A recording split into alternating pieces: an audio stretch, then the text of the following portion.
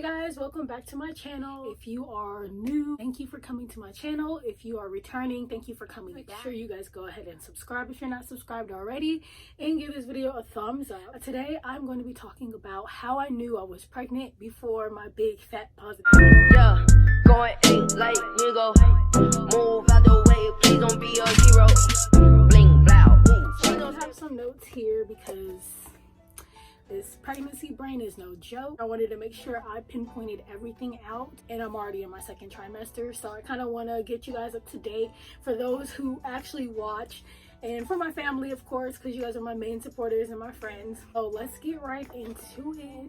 That everybody's body is different.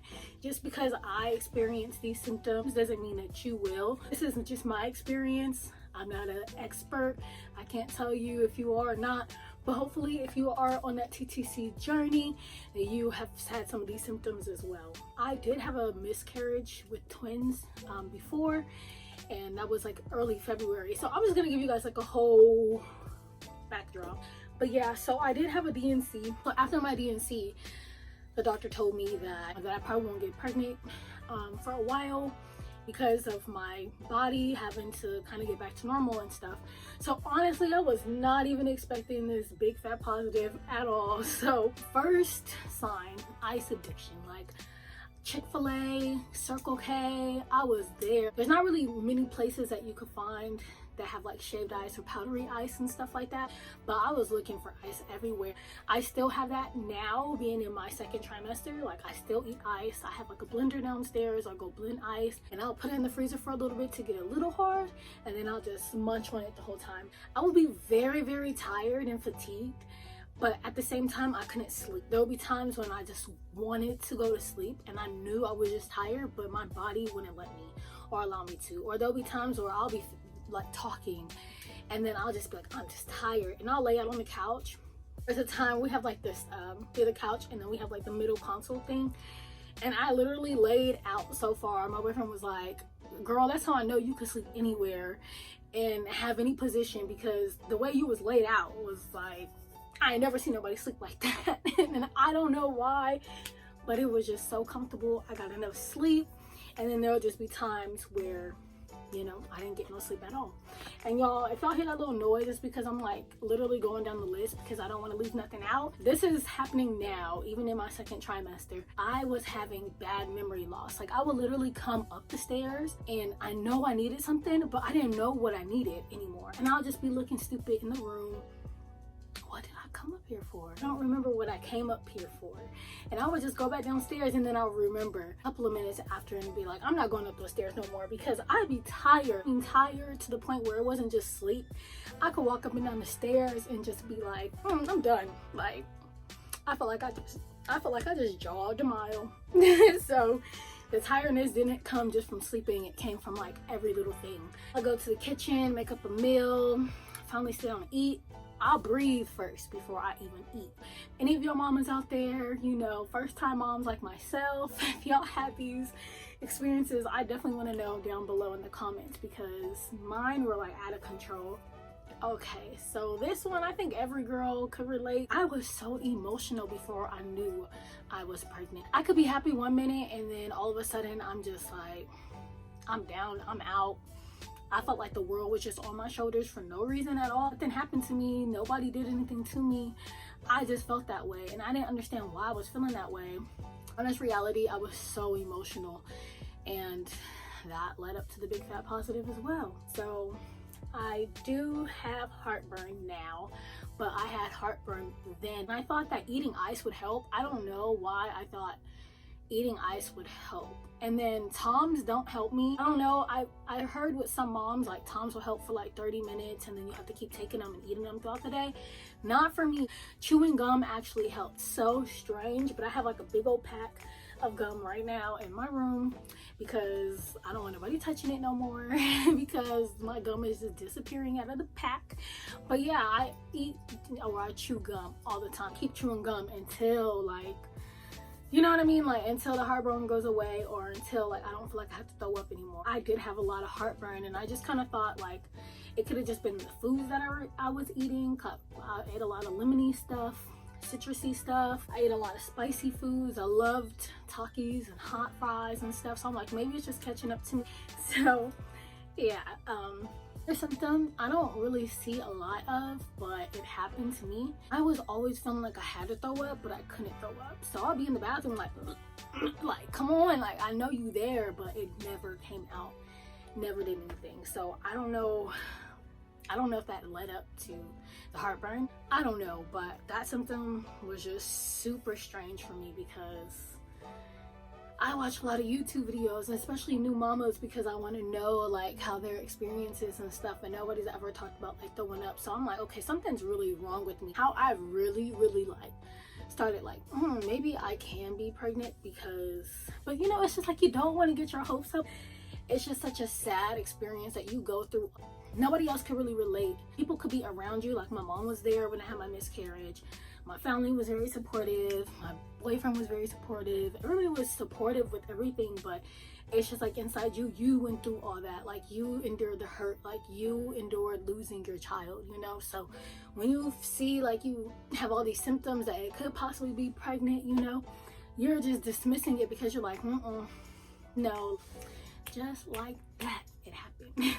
My smelling of things was very intense, super intense. Like me and my mom had went to Texas, and my sister was cooking some food, and she put too much seasoning in the food, and it like nobody else was having no effect to it, but like it felt like somebody just literally took seasoning and threw it up my nose. That's how bad it was. And I was like, here, the stove is here, and she's cooking, you know, so we're a little distance, you know. It wasn't like I was super close to the point where it should make me feel that way, but I was just like, bro, why is it burning my freaking nose? It's just the smell is like, and I mean, at that time I didn't know I was, but the smells were just so intense. Like I could go somewhere and be like, I don't want the food, like the food is smelling some type of way. I don't know why at that point I didn't know, because like I said, I watch a lot of YouTube videos, so a lot of girls talk about the smell gets intensified and you could smell a lot more things. But baby, when I tell you I was not trying to know nothing, not that I wasn't trying to know, but it's just like, if it happens, it happens. If I find out, I find out, but I'm not really pressed. I was having bad stomach cramps. My cramps were intense to the point where I was calling my mom up and asking her like, can I get the heating pad? Because that heating pad is a lifesaver. You are having bad cramps, I don't know, for something, it does something to me. Having bad cramps and stuff, forget the cold, drink a lot of teas, you know what I'm saying? And just put a heating pad on your stomach and it feels like amazing. I was just having very intense cramps, like the point where I was balled up. I was crying on the couch. With my experience with the doctor, I'm like, he done tore me up. Something happened between the time I got my DNC and now. I was not ready for what I was enduring. So coming down to the last few things, I know this video is really long, but there's just so many things. I was hungry all the time. Even when I just got done eating a meal, I was hungry again. Like I said, I thought more so of like the DNC, you know, but no ma'am, no ma'am. That hunger was like, I felt like I just didn't get fed for a whole week. Like I was just starving, and I just ate a meal, just ate a full course meal. So I'm like, you know what, maybe I'm just being greedy. I'll drink water, because you know what your parents say, drink water. So, and that leads up to another thing that I got headaches non-stop. My headaches were intense. When you have a headache, B&C powder, even though it's kind of weird and it tastes strange, that helped a lot. But when I realized I was pregnant, I stopped taking it. You could take Tylenol and stuff like that, but it has to be a certain percentage of whatever, I think. I don't know. It's like a whole list that the doctors give you anyway when you find out that you're pregnant.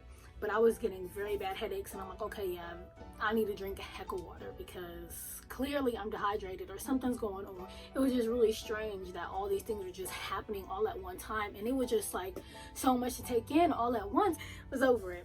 I was having lower back pains. That went through like my whole first trimester. I actually used the heating pad for my back as well, and it actually helped. So I got 3 more things on the list, and then we're done with this video. Most of this stuff, like I said, happened throughout my first trimester, but these were like the main things that I knew I was pregnant. Before I took that pregnancy test, I knew, because I'm just like, there's no way. At nighttime when I would go to sleep, We usually leave the temperature on 69 all the time. It stays on 69.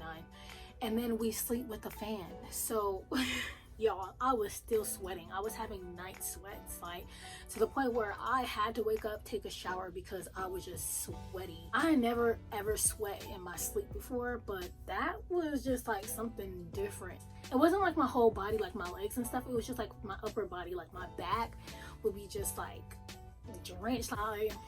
I'm telling y'all, like, whew, those night sweats. I'm so thankful they went away because stuff was telling me like, you could be, but in the back of my mind is like, no, I can't be. Like I said, everybody's body's different. Everybody has different symptoms, so who knows. Last thing is I was very uncomfortable sitting down. I was very uncomfortable laying down. Everything about me was just uncomfortable. Body just felt very uncomfortable. And this was really like, I'm just gonna go to the store and get a pregnancy test, because at this point, either I'm just really going through it and life is really hitting me in the weirdest way after this DNC, or I'm really pregnant. I'm feeling very uncomfortable. I'm feeling very bloaty. I need to figure it out because there ain't no way I'm losing my memory, my ice aversions, my Chick-fil-A aversion. Sorry y'all, my video cut off, my man was calling me. But yeah, I was very uncomfortable for a while, and I was like, you know what, whatever. So I went to Family Dollar. That's how it all happened, because I didn't really explain it in my last video. It was just like the gender reveal and everything like that. So I went to Family Dollar and picked up one, and it was like only, you know, the 2-in-1 type thing. So I ended up getting that, came back, and I don't know what made me do this, but I ended up taking the pregnancy test, and I stopped in the middle of taking it and like just waited and then peed on it again. So when it came out positive, I was like, no, like I probably just, something happened. I need to go get a clear blue. Forget the other test. Like I need to go get a clear blue, the one that says ... pregnant. I already was emotional, honestly, after I seen the positive test. I was already very emotional because of, like I said, what I went through already. So I went, got me a clear blue. That thing came back pregnant. And I mean, I was just more emotional. I'm so thankful because my prayers are answered, but I'm just so scared. Like even now, being in my second trimester, and I'll go more into that if you guys want to know, you know, an honest reality, I was just like overwhelmed with just knowing I was pregnant, because I'm like, I don't want to mess up. Like even though you know that there's nothing that you did to cause your miscarriage, you blame yourself for everything, you know. That was just the most devastating thing. Even had, it's like a little scar still left, but it's just like even seeing that, like the days that, because they had the IV right here, like right here, and it was just days after where I would just look down and see it and just bust out in tears because I was just super devastated. My babies are not going to be here. I will never know what they look like. I will never be able to hold them. So just knowing that I was pregnant again, that was hard. That really wraps up this video. Thank you guys so much for coming back, for all those who did come back, and all the new subscribers that I've got, and all the mamas out there. Like I'm so excited to hear y'all journey. Just sending so much love and positivity to all the moms out there who may have lost a child, because I definitely know how that feels. And also the moms that are just about to give birth. Like I hope and pray that your midwives and your doctors are listening to every concern. Thank you so much for coming back to my channel. Please make sure you go ahead and like this video. Yes guys, in another video. I'm out, yo.